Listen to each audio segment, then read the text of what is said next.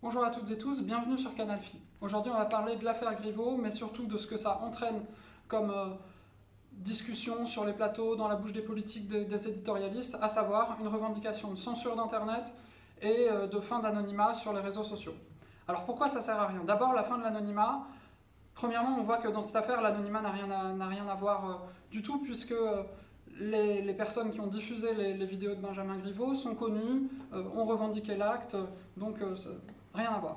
Deuxième chose, l'anonymat en réalité n'existe pas. Twitter, Facebook, la police ont les moyens techniques de vous retrouver dès lors que vous n'utilisez pas vous-même des moyens techniques pour vous cacher, mais en tout cas juste le fait d'utiliser un pseudonyme n'empêche pas la justice de retrouver quelqu'un qui a commis un acte illégal. Troisième chose, l'anonymat, les gens qui revendiquent l'anonymat, on a un peu l'impression que c'est des gens qui n'ont jamais eu de patron ou qui n'ont jamais été discriminés.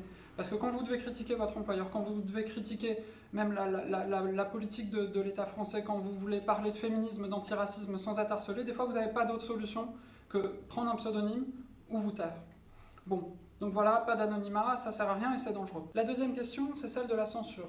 Au nom de la lutte contre les propos discriminatoires, contre les propos haineux, le gouvernement est en train de nous préparer une loi qui fait une chose très simple.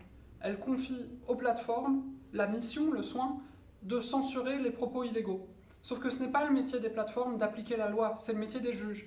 Et on sait déjà que les plateformes sont extrêmement mauvaises à cela et qu'il y a un très très fort risque de surcensure. En particulier, cette loi risque de se retourner contre les personnes même qu'elle est censée protéger.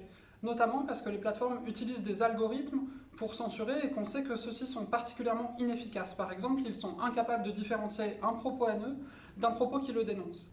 Donc voilà, c'est des sujets qui réapparaissent à chaque fois qu'il y a une affaire de ce type, mais nous on ne veut pas de censure, on ne veut pas de la fin de l'anonymat sur Internet, on considère que c'est des choses indispensables au fonctionnement normal de la liberté d'expression et du débat en démocratie. Voilà, merci d'avoir suivi cet édito, abonnez-vous à Canal Phi et à bientôt.